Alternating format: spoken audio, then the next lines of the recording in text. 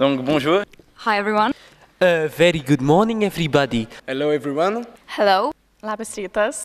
Good morning, everyone. Bonjour. Hello. Dzień dobry. Good morning, everyone. Good morning. Ciao a tutti. Greetings everyone. Bonjour à tous. Je suis honoré d'être ici.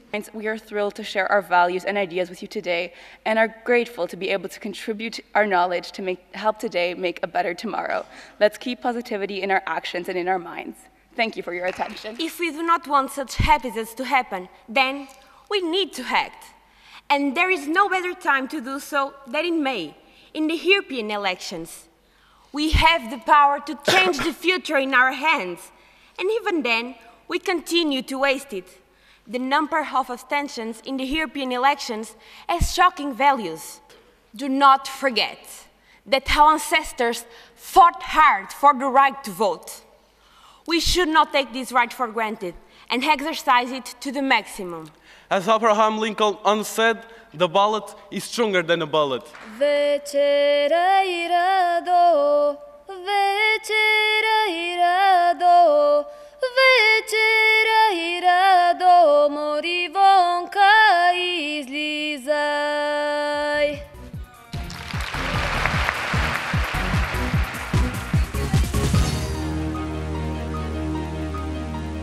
Hello everyone, I'm Jorge Costa from Portugal and I'm 15 years old and I'm in Camilo Castelo Branco High School in Famalicão.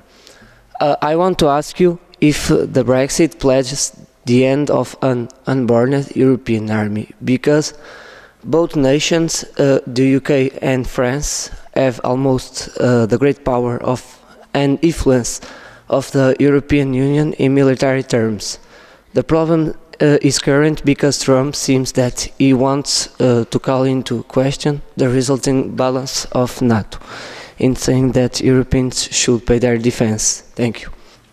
Thank you for this question. So indeed, for example, UK has basically 1/4 of the capabilities that we have to defend Europe. So this would be a big loss. But we do have NATO as a different alliance and umbrella where we actually cooperate. And I have to tell you that these 5 years after Brexit and Trump being elected, Europe felt that we should move fast to have a European army. We also saw that in Greece because we had to protect the borders from the huge flows of migration and refugees to make sure there is control. And this motivated us, and now we are talking about the European army. We already have headquarters for this effort in Brussels. We are spending money for research and for smart ways to use technology to protect our borders. And I do believe we will manage to defend the European countries, since now we are actually realizing that Europe should not be just a big market, but we have to have common European policies. So we decided to have a European migration policy, energy policy. We are talking now, and it's very high on the agenda, the defense. We do have Frontex, we do have Interpol, we are trying to protect our citizens. We do have an agreement now to exchange information for people traveling in Europe. And I think that we are making steps ahead. We should have been faster. But the truth is, since we do have the NATO alliance, we try to complement and not to overlap, because this would mean sometimes it's too expensive to also have the member states' defense capabilities, European and NATO. But we're trying to coordinate that, and we are moving quite fast. Hello, my name is Stavros, I'm from Cyprus. Thank you for having us today. I would like to point out what you just said about our opinion on European subjects. I don't know if you have in mind the European Youth Parliament. I have taken part, as well as other 6 people from Cyprus. There are lots of ideas expressed by young people, and I would just like to point out that these ideas could be used from the European Parliament in order to create a better Europe. Thank you. Thank you. Yes, I do know of the European Youth Parliament. And please do send me more ideas directly to me. I really try to support young people because I started very young and they were telling me I'm too young to start.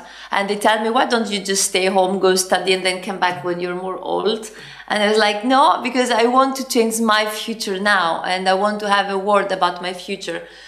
So I would say, be determined. Nobody will give you something if you don't ask for it. I would suggest you should be more demanding. You should start young movements and participate, be active, because no change started from a majority. Everything started as a movement. Hello everyone. My name is Konstantina Merlemi and I'm from Greece. Thank you for giving us the opportunity to be here. It is widely known the vision of the European Union to be an area of freedom of expression and legal action towards all its citizens. With which regulations are the countries members and the European Union obliged in the framework of GDPR to cope with problems like the bad use of the artificial intelligence, the interception of personal details, and their use in the development of algorithm machine learning, which can lead to uncontrollable negative effects such as the manipulation of public opinion? Is there any provision for the development of digital support mechanisms for citizens and for security? Thank you. Thank you. Excellent question. Very mature, and I think you really understand the disruption that these technologies bring and all the challenges. Sometimes I talk to my colleagues about the issues you mentioned, and they don't even realize that there could be problems. So yes, we just finished the report of artificial intelligence. This means we have a roadmap on how we should move, how to protect citizens. So now after it passes the plenary, I think it passed the plenary after it passes the trilogue. So we discuss with the Commission and we are preparing legislation for that. This means you will have your rights and principles that we protect in Europe to go against a company that would violate your right. We have more checkpoints and make sure that companies fulfill their obligations to protect citizens and not to manipulate perceptions, not to use your data without your consent. You have to know who is responsible for your data if you ask to. You have to understand and have algorithms explain why they made a decision, even if they discriminated you. You can go against the company now, a multinational, for example. So in case, in China, they have mass surveillance, they have ranking of citizens. If you're not a good citizen or if you don't vote for the government, then maybe you're excluded even from the public transportation.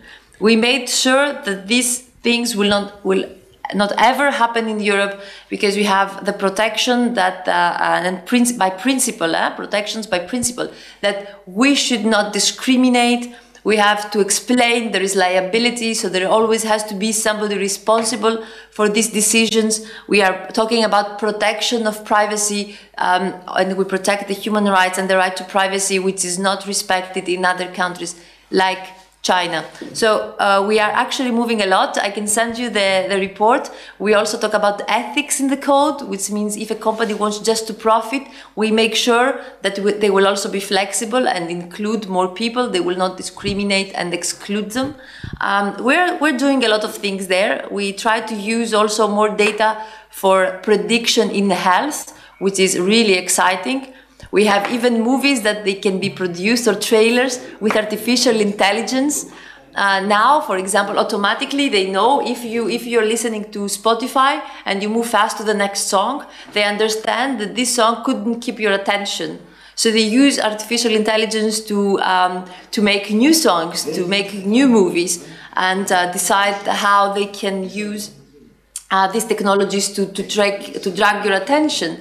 So I think our lives are changing. There are new jobs, as you understand. We have synthetic videos. We have concerts with singers that they are holograms and they are not real people. So we have to make sure that people are prepared and they're psychologically prepared to accept that, and we have to prepare them, and we have to oblige companies to tell them if they are real people or not, if you talk to a bot or if you talk to a real person, to make sure that we will not create problems with your understanding and your feelings, because they can be manipulated. We saw that with Cambridge Analytica. So we're trying to prepare the ground and the safety net, but we still have a long way to go, because it's changing very fast, rapidly, and these exponential technologies are not easy to understand. So we need more young people that actually understand how they work. Thank you very much.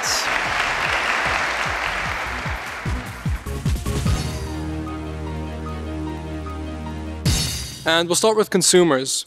We've thought that we should inform the youth through social media and schools and encourage them to make the difference by just recycling, of course, doing the basic things, because everything small adds up over time.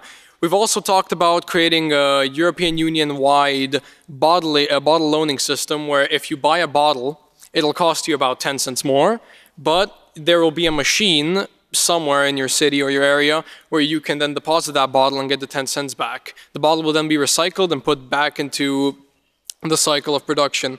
We've also thought about subsidizing or cutting taxes for electric cars, since they produce way less carbon emissions.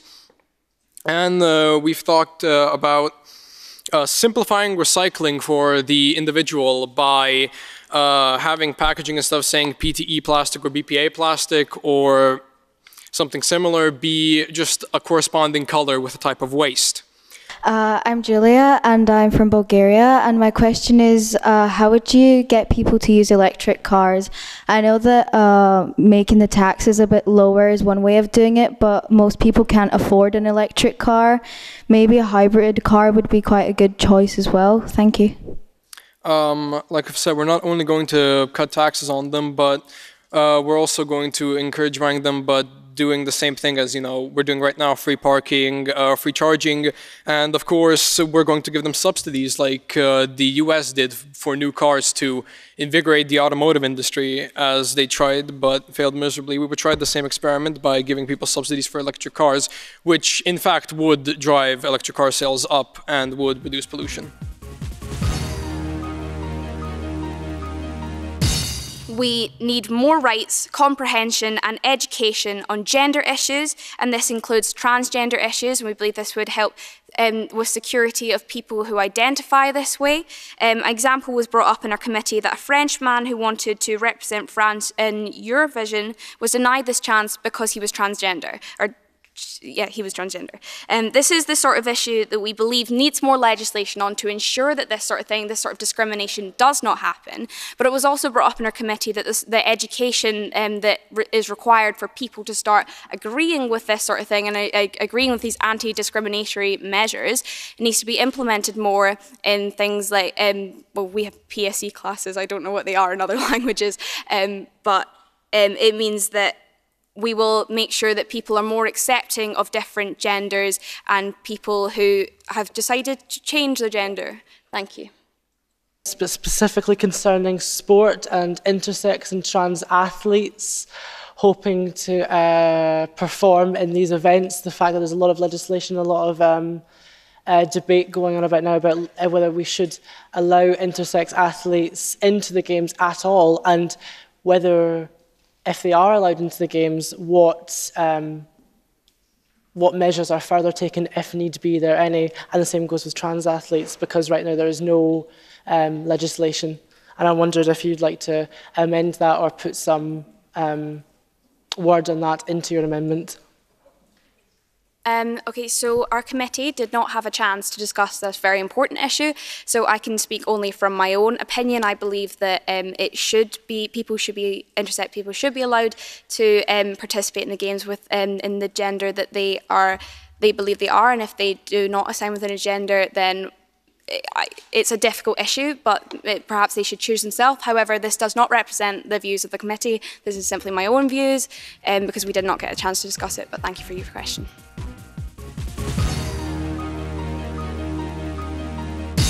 To begin, I would like to present our ideas regarding new ways of political education. We believe that an increase of political awareness in schools, especially in European politics, may alter the way especially younger people perceive European politics. Furthermore, our members believe that a shift of focus from past issues tackled to challenges that we, younger people, are currently facing or may face in the future is necessary. Here, the work of MEPs in schools and student councils inspired by the European Parliament itself were put forward as possible solutions to adopt these in our daily lives. This would also increase awareness of international politics and incentivize students and younger people to engage and critically reflect on international politics. Leading us to my second point. Our group wants to increasingly promote digital programs, taking as an example a smart matching system that uses an easy questionnaire to match voters with the programs of European parties. Additionally, we believe that already existing programs like EU versus Disinfo can prove to be a very powerful tool to detect fake news and to make politics more trustworthy and engaging. To deliver this message, we suggest to promote social media campaigns run by the EU, which can disseminate information and vastly increase the reach beyond what could already be achieved. To conclude our report, I would like to share our last thoughts. We trust that we have to make clear why people should go and vote. In a world that is continuously changing due to technology, we all have the duty to go out and vote to ensure that everybody is represented. Maybe we can all make a start as ambassadors to ensure this in the future. Thank you very much. The European Union may face a difficult future. We spoke about two major issues addressing this union. Firstly, insecurity and inequality. And in order to secure the long-term future of this organisation, we must also address the third of misconception and perceptions of the European Union. On issue one of security, we realise that there is a rising threat of terrorism, and therefore we think the long-term introduction of an EU standing army will help present an equal face of the EU security across all member states.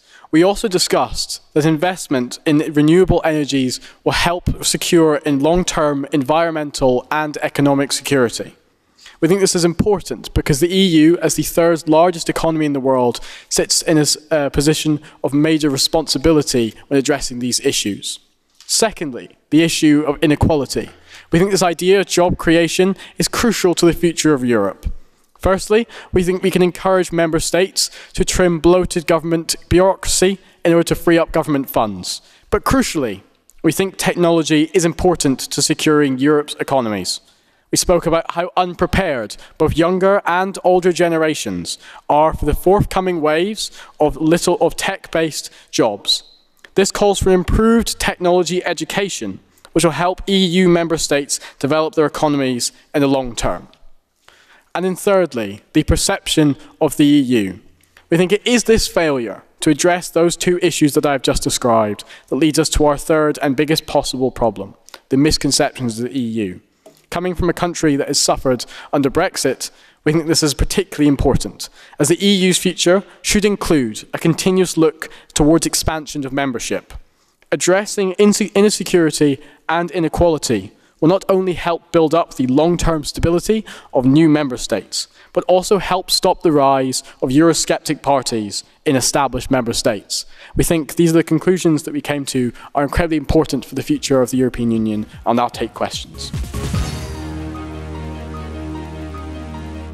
We discussed that we need education not only for migrants, but education also for the people who receive the migrants. We need to be aware that we need them to receive them, but we also need them to know our culture, to know how to speak our language so they can be well integrated. Some of my colleagues from Poland and Hungary said that in their country they have problems assimilating other cultures, and the only solution for that is education. The third issue we discussed was that those refugees only come to Europe because there is a war happening there. We need to solve the problem of that war. European countries and America and Russia are financing the war in those countries, and the war is continuing and will keep continuing if we don't do nothing in a diplomatic way. We also discussed that in those countries in the Middle East and Africa, we should invest more money, the way China does. China is buying airports there and infrastructures so they can develop those countries, and if they are developed, they will have no motives to leave their country. They will be in their country like they like. Fourth and least issue we discussed was to integrate migrants, we should not have them in separated blocks from the rest of the society. We should have them in buildings. Imagine we shouldn't have one building, one block of buildings with refugees. We should have like one family in one building so they can be in contact with society. We don't want to split families. We don't want them to. We don't want them apart from the society. We want them to be a part of the society. Thank you. Firstly, professionals and influencers need to guide teenagers and to inform them through social media and school projects about future jobs and professions that the union needs the most. Thus, they are given the chance to succeed in the field of their job.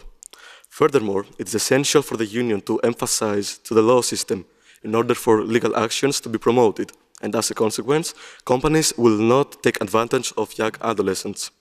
Last but not least, we ask that Europe will provide financial help to individuals with less knowledge or to people with any kind of difficulties in order for them to be integrated.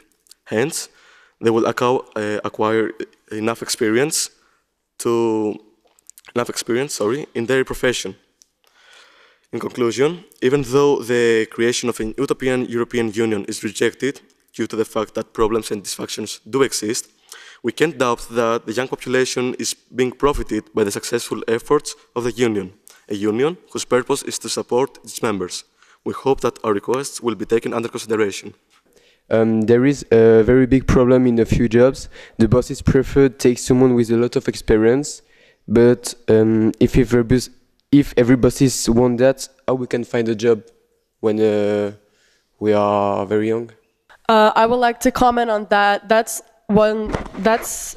the key thing that we discussed, is training younger people to getting experience, and for like the bosses, then giving them an opportunity to get a job for them to have more experience. So that's what Vasilius was talking about, that integration, so that older people that already have jobs and bosses would accept younger people that don't have experience and take them in and teach them so they can learn more and as they work in the desired workplace. Thank you.